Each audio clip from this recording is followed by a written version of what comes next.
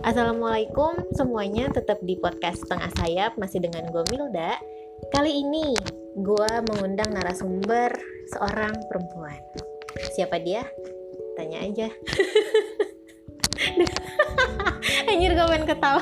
Enggak guys, soalnya gue nih kenal banget sama narasumbernya. Kenal ya dari SMP ya? Dari SMP. Ini thank you banget sebelumnya loh, mau jadi narasumber di podcast gue. Oke, Milda. Iya, jadi gimana nih dengan Oh iya, halo semuanya.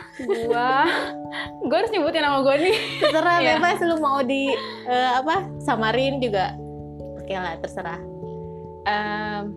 Gak deh, gue Putri deh. Gue ngaku deh. Anjir, ngaku dong. Iya, gue temennya Milda sih dari SMP. Tuh udah temenan sama Milda dari kelas 2 SMP. Iya. Nah, karena gue kenal lu nih Put, dan gue sedikit tahu nih kisah lu, gue mau nodong kisah lu. Jadi nih Put punya cerita setengah sayap apa? Karena kan di podcast gue ini setengah sayap itu adalah cerita tentang kisah patah hati, baik itu dengan gebetan atau dengan pacar lu dulu gitu. Kenapa sih mesti patah hati gitu? Karena di usia kita, kalau kita ngomong itu tuh seru ya. tapi Terus pada kayak, saat kita mengalami sedihnya ampun-ampunan. Iya sih. Iya ya. Aduh, ya Allah, semoga laki gue nggak ngambek ya denger ini, Mil. Iya kan, kata gue Put udah izin gitu kan. Oke, ini disclaimer nih ya. Gue udah izin sama laki gue. Dan hal lainnya lagi nih Put, gue tuh mengambil highlight biar listeners atau pendengar bisa belajar dari pelajaran atau kisah hidup lu gitu. Kan setiap kisah kan ada yang bisa dipetik sebagai pelajaran, ya kan. Nah, gue pengen ini jadi referensi mereka, karena kan usia muda sekarang tuh gue pikir butuh referensi. Betul. Oh, gue dapet kasus kayak gini nih, gue harus gimana ya. Nah, siapa tahu pendengar kita malam ini atau hari ini punya kasus yang sama kayak lu dan mereka menemukan problem solving dari kisah lu gitu.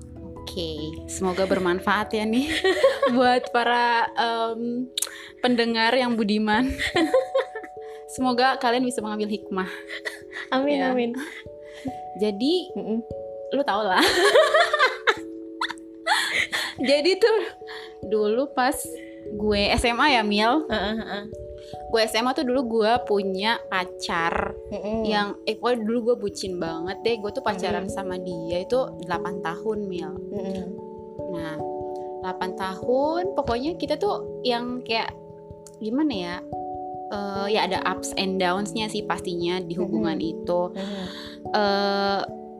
Kita kenal dari SMA. Kebetulan dia juga teman satu kelas gue gitu kan. Terus gue juga udah kenal keluarganya, nyokap bokapnya, pokoknya udah dekat banget kayak gitu. Seiring berjalannya waktu, pokoknya hubungan kita tuh ya baik-baik aja gitu loh, Mil. Baik-baik aja sampai ya kayak gue ngerasa wah, dia soulmate gue nih gitu kan. Pokoknya gue bucin banget deh, Mil, gitu kan. Tahu gue. Bucinnya kayak apa lu tau lah gitu. Iya. Terus setelah lulus SMA itu dia kuliah di Bogor, gue kuliah di Tangerang kan. LDR nih. Gue LDR. Nah, sebenarnya pas dia kuliah di sana itu sih kayak awal-awal masih baik-baik aja gitu kan, masih sering ketemu, dia sering pulang juga gitu kan. Kontekan juga masih oke gitu. Terus pas udah kayak menjelang akhir-akhir kuliah tuh dia tuh tiba-tiba itu mutusin gue. Why? Alasannya dia nggak mau menikah sama siapapun. Padahal saat itu gue nggak minta nikah, orangnya gue juga lagi pusing sama tugas akhir kuliah gue segala macem gitu kan. Cuman dia bilang ya aku kasihan sama kamu kalau misalnya ini dilanjut. Aku itu nggak mau nikah seumur hidup aku. Terus kayak gue tanya dong, kenapa homo lo gitu kan? Atau lu ikut aliran sesat? Iya gitu kan, kayak enggak, dia bilang homo anjir, kalau homo mah gue nggak sama lo dari dulu, maksudnya kayak ya udah gitu kan. Terus kenapa, apa ada yang lain? Enggak juga, dia bilang kayak gitu, enggak juga. Ya terus apa? Terus ini kayak masalah ini aja sih Mil, apa ya, kayaknya itu idealisme dia aja, dia nggak mau nikah. Gue nggak tahu lah dia tuh dapat masukan dari mana atau influence dari mana gitu, dia nggak mau nikah. Apa yang di pikiran dia juga gue nggak bisa tebak gitu kan. Itu gue hancur sehancur-hancurnya Mil. Karena kayak gue udah dulu tuh kita tuh udah kayak nyusun planning ke depannya gimana, impian-impian kita tuh kayak gimana. Itu tiba-tiba pure hancur udah gitu aja gitu. Lo bayangin kayak 8 tahun gitu gue kenal dia, kenal keluarganya, tiba-tiba harus kandas dengan alasan seperti itu gitu. Tapi masih make sense gak sih Put, di logika lu, ini orang kenapa gitu? Apakah dia sudah mulai menganut budaya Jepang? Jepang kan kebanyakan pada nggak mau merit kan? Betul sih, cuman yang gue tahu itu dia kan suka banget baca buku dia tuh kayak banyak banget. Mungkin ada beberapa buku yang dia baca, mungkin ya yang mengandung unsur hal seperti itu, gue nggak tahu juga. Filosofi seperti itu gue juga nggak ngerti kenapa gitu kan. Mungkin Mil, atau juga itu sebenarnya cuman ego dia pada saat itu. Mungkin dia lagi pusing kuliah, terus juga nggak mau mikirin pacaran atau segala macem. Bisa jadi dong bisa. Pada saat itu apa yang lo lakukan? Gua itu Mil, gimana ya, gue nangis lah udah pasti. Maksudnya gila, gue kan dulu sebucin gitu sama dia dong. Gue nggak tahu lagi, kayak gue pada saat itu ngomong sama diri gue juga nggak mau gue nggak mau pacaran lagi deh. Gila, gue trauma banget gitu kan. Karena gue tipikal gini Mel, yang kalau gue udah sayang sama orang, kalau gue udah cinta sama orang, udah tuh gue tuh maunya satu sama dia, dan susah banget lah berpindah hati kayak gitu. Pada saat itu gue hancur sehancur-hancurnya. Gue nggak tahu, tiap hari gue cuma nangis gitu kan. Kayak ya ada yang hilang dong selama 8 tahun ini kita. Kalau dulu kan SMS-an, teleponan gitu kan. Baru kebelakangan ini aja ada WhatsApp gitu. Terus tiba-tiba nggak ada orang itu gitu kan. Lalu gue hancur sehancur-hancurnya. Pada saat itu galau segalau-galaunya, gue melakukan solo travel gitu, kayak solo traveling gitu sih. Gue biar ya udah deh, gue kayaknya mau lupain dia gitu kan. Tapi gue kayaknya nggak harus, gue nggak mau di Tangerang nih. Akhirnya gue ya pergi ke Bali. Terus gue juga sempet kerja di Batam gitu kan, untuk kayak nyari suasana baru biar nggak keinget dia terus gitu.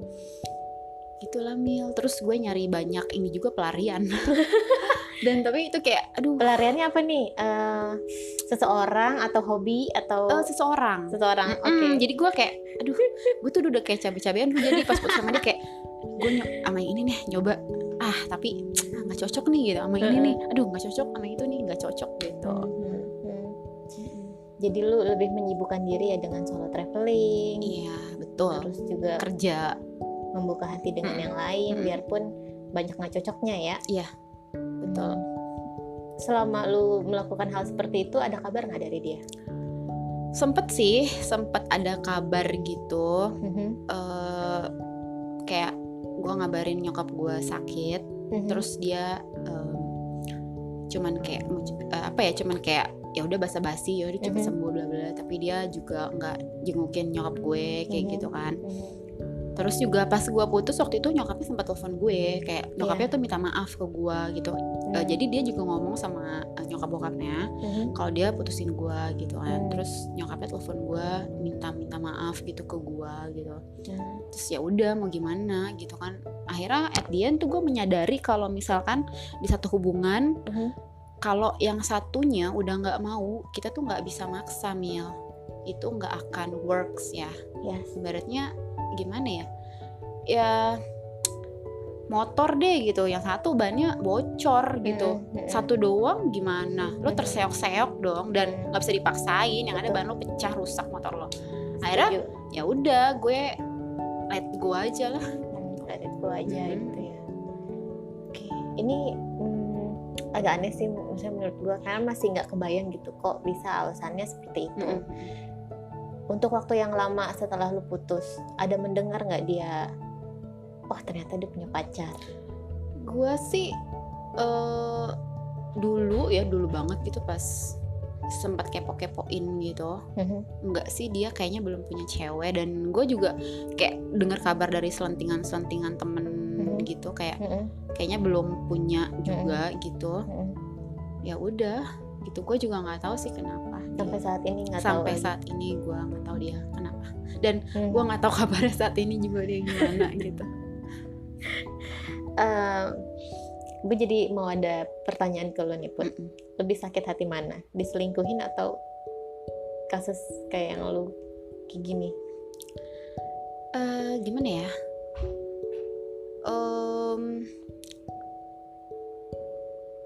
Gue pusing ya Mbak. Jadi gini, kayaknya sih kalau lebih sakit pasti diselingkuhin ya gitu. Cuman kasus kayak gue ini tuh kayak menyisakan tanda tanya besar gitu loh. Maksudnya kalau selingkuh kan ketahuan, oh ya udah lu selingkuh men gitu. Ya udah nggak ada ampun. Kalau ini kayak kenapa lu nggak mau nikah ya? Kenapa lu macarin gue selama 8 tahun gitu kan? Dan dia juga tidak punya cewek setelah gue ini gitu kan. Ya makanya, soalnya kan kasus lu ini termasuk yang jarang ya Put. Biasanya tuh orang-orang putus ghosting gitu kan, terus yang selingkuhin gitu kan, atau emang dia udah deh udah gak nyaman gitu, ada yang lain lagi. Iya gue juga aneh sih Mil, karena kan dia juga nyokapnya sampai telepon gue kan, berarti kan dia udah ngomongin dong sama nyokap bokapnya kalau dia tuh mutusin gue. Pasti kan juga dia kayak explain alasannya kenapa mutusin gue ke nyokap bokapnya dong. Maksudnya berarti kan toh kalau dia selingkuh pasti dia nggak akan berani ngomong ke nyokap bokapnya. Make sense nggak sih? Kayak gitu kan. Tapi dia ada sedikit nggak maksudnya ngejelasin, gue tuh nggak mau nikah karena ini. Dia sih ya, gue sempat kayak paksa gitu loh, alasannya apa gitu, lo nggak mau nikah itu kan pasti ada alasan. Pertama menurut dia itu dia pengen melakukan solo traveling di sisa hidupnya gitu lah ya. Dan yang kedua itu dia bilang apa ya, pokoknya intinya secara garis besar nikah itu ribet gitu loh. Maksudnya kayak dia tuh nggak kayak dia merasa diri dia tuh kayak nggak capable buat ngurus seorang istri, apalagi nanti sampai punya anak begitu sih. Ya itu kurang lebih prinsipnya sama sih kayak orang Jepang yang pernah gue dengar. Iya kayak gitu, karena bagi mereka ribet. Ribet. Makanya di Jepang kayak pornografi apa tuh disahkan, dilegalkan. Tujuannya apa? Biar mereka itu penduduk Jepang menikah dan memiliki keturunan. Karena kan keturunan di Jepang itu secara statistik kurang gitu. Karena mereka pikirnya punya anak ngapain sih, ribet. Kayak gitu-gitu. Iya. Anjir nih, apa emang dia menganut prinsip itu gitu. Makanya gue juga nggak tahu tuh kan. Cuman kan pada saat itu yang gue pikirin, ya lo jahat banget gitu, misalnya 8 tahun gue gitu lah pokoknya. Dan kayak ya gue udah sebutin itu sama lo, tiba-tiba lo putusin gue men. Dan ya udah kayak gitu aja. Dia juga nggak pamitan ke keluarga gue gitu. Padahal udah sama-sama saling kenal. Iya betul. Terus Put, sekarang gimana kabarnya lu sendiri setelah gue putus? Gue feels amazing ya sekarang ini, karena gue udah menikah dengan Bapak Bayu Samudro. Kebetulan dia juga teman gue dari SMP, SMA. Beliau juga kenal dengan mantan gue. Beliau juga tahu kisah gue. Beliau juga tahu sebutin apa gue waktu SMA sama si mantan gue itu. Tapi pas kesini-sini jadi kayak nyadar loh, maksudnya kayak ternyata kayak Allah tuh udah nyiapin sesuatu yang jauh lebih baik gitu loh. Iya kan, udah Hmm. nyiapin itu. Ya udah, maksudnya oke Put, nggak apa-apa deh lu ditinggalin sama dia, nih gue punya something much better than him gitu kan. Iya. Someone much better than him gitu. Terus ya udah, akhirnya gue sekarang merasa bahagia bersama suami gue. Jadi tuh ceritanya juga setelah setahun gue putus sama mantan gue itu, nah gue kontak-kontakan sama Bayu karena kan dulu kita juga temenan ya, cuman nggak dekat gitu. Kontak-kontakan, ya udah akhirnya ngedate, nikah deh Mil. Jadi itu salah satu yang bisa dibilang apa ya, di balik derita lu ada hikmah yang bisa diambil. Ya salah satunya lu menemukan kebahagiaan lain yang ternyata gak usah jauh-jauh. Iya betul banget. Seseorang yang bisa jadi jodoh lu, seseorang yang bisa membahagiakan lu ternyata ada di deket lu gitu. Iya. Itu salah satunya. Selain itu apalagi yang bisa lu petik buat listeners nih? Ya, jadi ini deh, lu harus love yourself first gitu dong. Lu harus cintai diri lo sendiri gitu loh. Jangan sampai, dulu kan gue gila bucin banget Mil, maksudnya gue sampai lupa cara mencintai diri gue tuh gimana. Yang penting tuh dia, yang penting tuh dia, yang penting tuh dia gitu. Akhirnya gue lupa sama diri gue sendiri ketika apa ya, ibaratnya ketika seseorang yang udah kita kasih semuanya pergi, kita belum memberikan apa-apa untuk diri kita, akhirnya kita terseok-seok gitu loh Mil. Jadi lu tuh harus self love lo is more important than anything. Jadi lo harus cintain diri lo sendiri, baru lo bisa mencintai seseorang gitu. Jadi pokoknya ya wajar sih ya kalau bucin-bucin dikit gitu, tapi kayak jangan segalanya dia nih. Lo ketika dia pergi, wah udah deh lo gitu kan. Bagaimanapun yang berlebihan juga nggak baik. Setinggi-tinggi harapan, kalau misalnya tidak tercapai ya jatuhnya juga akan sakit. Jadi harus lebih wise lagi lah, maksudnya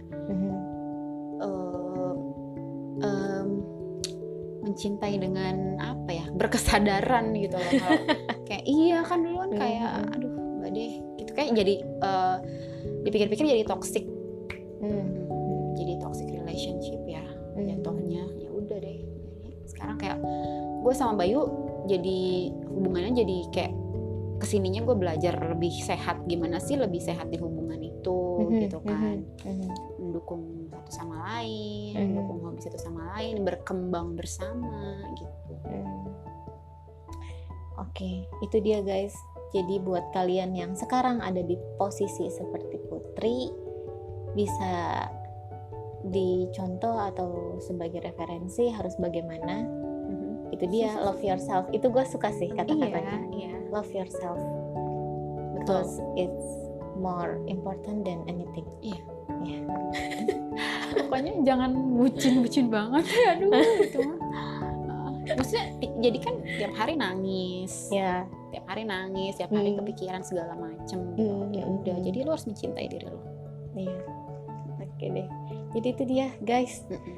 Mungkin sampai sini aja.